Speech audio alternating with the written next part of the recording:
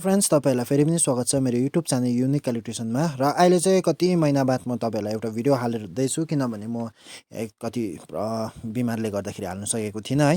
र यहाँनिर हेर्नुस् अलरेडी यहाँनिर मैले क्यामेरा एउटा फिट गरिसकेको छु यो 4 च्यानल पोर्टको हो यो र मैले अलरेडी तपाईहरुलाई भिडियो बनाएर देखाएको छु यो कस्तो प्रकारले कनेक्सन हुन्छ भनेर है यो चाहिँ smps हो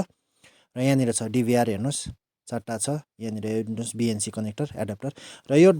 अलरेडी यहाँ वर्किङ कन्डिसनमा छ यहाँ हेर्नुस् मोनिटरमा हेर्नुभयो भने तर यहाँनिर चाहिँ कस्टमरको कन्सर्न के छ यहाँ मोबाइललाई कनेक्ट गर्नुपर्ने हो र मोबाइललाई कसरी कनेक्ट गर्ने हो म तपाईहरुलाई देखाएको थिइन यो भिडियोमा है र CCTV कनेक्सन त मैले तपाईहरुलाई देखाएको छु लिंक तपाईले गएर हेर्न सक्नुहुनेछ र यहाँनिर हेर्नुस् RJ45 केबल हो योनिर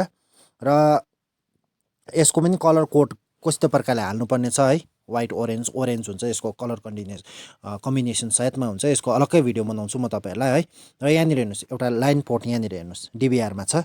र एउटा पोर्ट चाहिँ एउटा टुप्पो चाहिँ भनौं भने यो जुन चाहिँ पिन छ यो चाहिँ त्यो DVR को लाइन पोर्टमा जान्छ यहाँनिर हेर्नुस् र एउटा जुन चाहिँ पिन छ RJ45 को यो चाहिँ यहाँनिर जान्छ राउटरमा जान्छ यहाँनिर हेर्नुस्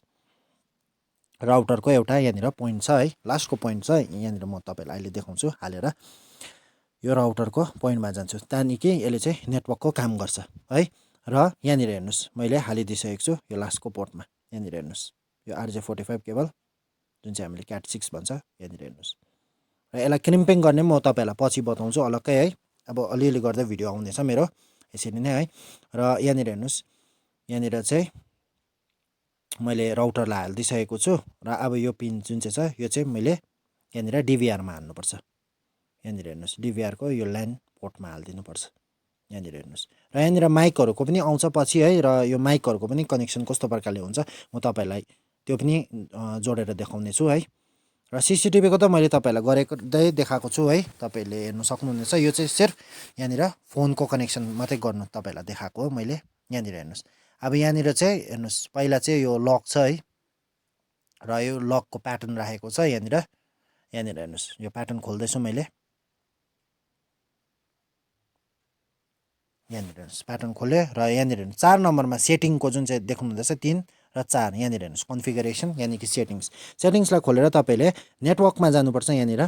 र नेटवर्कमा जानेबित्तिकै यहाँनिर हेर्नुस् माथि DHCP लाई पनि एनेबल हुनुपर्छ र मुनि हेर्नुस् भयो भने यहाँ ओप्टेन DNS अटोमेटिकली भन्ने छ नि त्यो पनि एनेबल हुनुपर्छ र त्यहाँबाट हिक कनेक्टमा जानुस् लेफ्ट ह्यान्ड साइडमा त्यहाँबाट यहाँनिर हेर्नुभयो माथि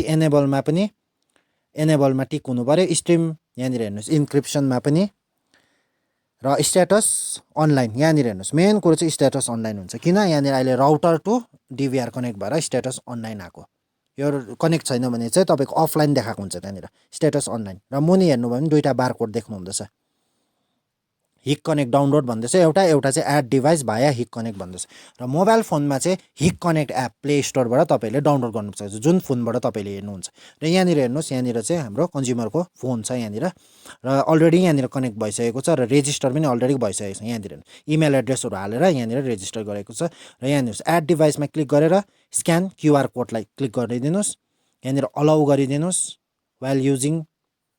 युजिङ द एप मा क्लिक गर्नुस् यहाँ ओके गरिदिनुस् र स्क्यान गरिदिनुस् अब यहाँनिर हेर्नुस् यो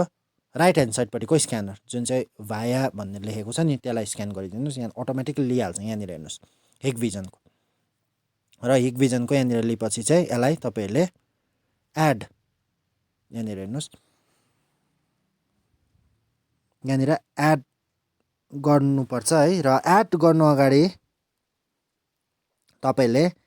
यहाँनिर हेर्नुस् एडिङ कम्प्लिटेड भयो र यहाँनिर डिभाइस नेम छ र डिभाइस नेमलाई नेक्स्ट गर्नु अगाडि चाहिँ यहाँनिर चाहिँ अब यहाँनिर एउटा नेम तपाईले लेख्नु सक्नुहुनेछ र यहाँनिर कन्ज्युमरको यहाँनिर नेम हुन्छ यहाँनिर हेर्नुस् यो जुन चाहिँ यहाँनिर मैले यहाँनिर गेस्ट हाउस होटल यहाँनिर गरिरहेको छु र यसकै नेम बस्ने छ यहाँनिर यहाँ हेर्नुस् मैले अलरेडी राखिदिसकेको छु र क्यामेरामा चाहिँ अतिथि छ यहाँनिर हो त्यहाँबाट सिधै त्यो हाल्नेबित्तिकै नै यहाँनिर मेरो कनेक्सन भइहाल्छ कनेक्ट भइहाल्छ